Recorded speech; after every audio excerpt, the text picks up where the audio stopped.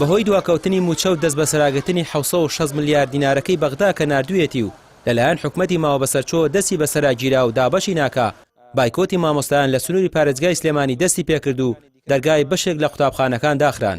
مامۆستایان دەڵێن ئامادەنین بگەڕێنەوە ناوەندەکانی خوێندن تا موچەکانیان پێدەدرێت. لە ڕاستیە لە ناچاریە بڕیاریان ناوە، مامۆستا هیچ ڕێهینێکی مەدەنی پێوە نییە، هیچ ڕێگەیەکی مەدەنی نییە جگە لە بایکۆت و جگە لە خۆپیشاندان و جگە لە مانگرتن زیاتر. نەچەکمان هەیە، نەدەسەڵاتی ئەومان هەیە، وەلەو خەڵک جارێتە ئێستا بە قەناعەتی وایە کە ئەمان هەر بە چەک نابێ بڕۆن، ئەبێ بە پەرلەمان و بە یینی یاسایی بڕۆن، بەڵامەوە تا پەرلەمانەکەشیان وەکو پێویست نییە، پەرلەمانەکەشیان تەزویراتی تیاکەن. لەبەرەوە قەناعەتم وایە وەکو مامۆستا وەکو فەرمانبەر قەناعەتی کولی وایە کە ئەو ڕێگە چارانە بگرێتە بەرکە پێڵن ڕێگای مەدەنی، ڕێگای مەدەنی ژمانگرتنە، بایکۆتکردنە. مامۆستایان دەڵێن باشترین بژاردە بۆ کۆتایی دواکەوتنی موچە تەوتینە و تا ئەوە جێبەجێ نەکرێت موچە لە دەستی پارتی وێکیتیدا بێت، دۆخی موچە هەروە دەبێت. هیواداریشین ئەم بایکۆتە بۆ موچەی سێمانگی کۆتایی ئەمساڵ بێت، نەوەک تەنیا موچەی مانگیدا. لە ساڵانی ڕابردووە مامۆسان هەمیشە کە بایکۆتیان کرد بۆی کێشەکە بێزاری چارەسەر بکرێت.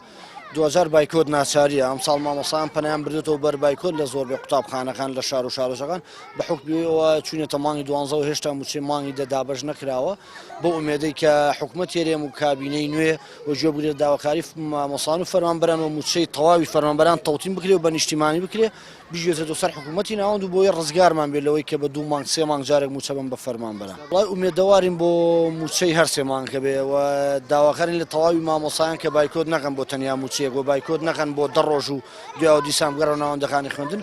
ئومێدەوارین و داواکاریشن لە تەواوی مامۆسایان کە بایکۆتی ئەم جارە بایکۆتێک بۆ تەوتینکردنی موچەکانمان و بۆ پێدانی موچەی مانگی 10 و 11 و 12 بۆ یەک و پار ساڵی پار 3 موچەمان نەفەوتێ، بەداخەوە کە ساڵی پار 3 موچێ ساڵیان نەداینی. مامۆستایان دەشڵێن مەرجیکردنەوەی قوفلی دەرگای خوێندنگەکان دابەشکردنی موچەیە، بەپێی زانیاریەکانی پەیامیش تا دێت بازنەی ناڕەزایەتیەکان زیاتر دەبێت و لە ئەگەری دابەش نەکردنی موچە بایکۆت فراوانتر دەبێت. ڕامیار عوسمان، کەناڵی پەیام، سلێمانی.